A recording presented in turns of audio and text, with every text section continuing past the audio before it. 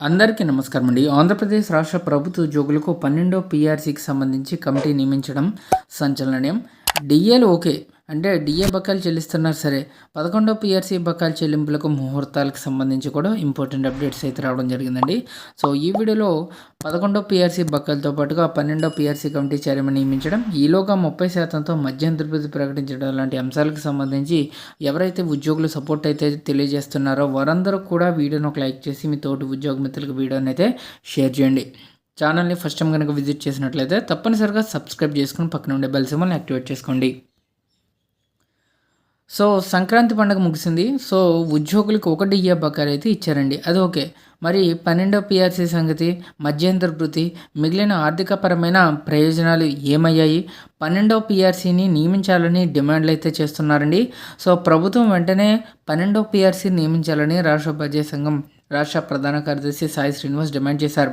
Kakinada రామారావుపేటలోని STU భవన్లో శనివారం ఉమ్మడి జిల్లా సంఘ ముఖ్య నాయకుల సమావేశం నిర్వహించారు. ముఖ్య అతిథిగా సాయి శ్రీనివాస్ మాట్లాడారు. 12వ పీఆర్సీపై ప్రభుత్వం చిత్తశుద్ధి చూపడం లేదన్నారు. ఉద్యోగ ఉపాధ్యాయుల డిఏ బకాయిలు చెల్లించడం సంతోషకరమేనని, ఇంకా బకాయిలు ఉంచడం సరికాదన్నారు. యాక్చువల్గా మొత్తం మీద 35,000 కోట్ల బకాయిలు ఉంటే మొన్న సంక్రాంతి పండుగకి పురస్కరించుకొని ఒక 1,000 కోట్ల బకాయిలు అయితే రిలీజ్ చేశారండి. 35,000 కోట్లకు ఇంకా 1,000 కోట్లు జమ చేస్తే ఇంకా 34,000 కోట్ల వరకు బకాయిలు అయితే ఉన్నాయి. ఇక 11వ పీఆర్సీ బకాయిలు అంటే 2018లో రావాల్సిన 11వ పీఆర్సీని 2023 జూలై 1 నుంచి అమల్లోకి తెచ్చారు.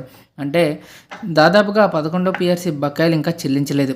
పీఎఫ్ రుణాలు చెల్లించడానికి ఒక రోడ్ మ్యాప్ను కూడా విడుదల చేయాలని కోరడం జరిగింది. ఇక ఎస్టీ అదనపు రాష్ట్ర ప్రధాన కార్యదర్శి నాగిరెడ్డి శివప్రసాద్ మాట్లాడుతూ ఉపాధ్యాయులపై బోధనేతర పనుల ఒత్తిడి తగ్గించాలన్నారండి. ఇక తదితరులు అయితే పాల్గొన్నారు. సో కాబట్టి ప్రభుత్వం యాజ్ సూన్ యాజ్ పాసిబుల్ 12వ పీఆర్సీకి సంబంధించి వెంటనే ప్రకటన అయితే విడుదల చేయాలి. ఈలోగా 30%తో మధ్యంతర భృతి విడుదల చేయాలి. అలాగే పెండింగ్లో ఉన్నటువంటి మిగిలిన డిఏ బకాయిలను కూడా as soon as possible clear చేయాలి.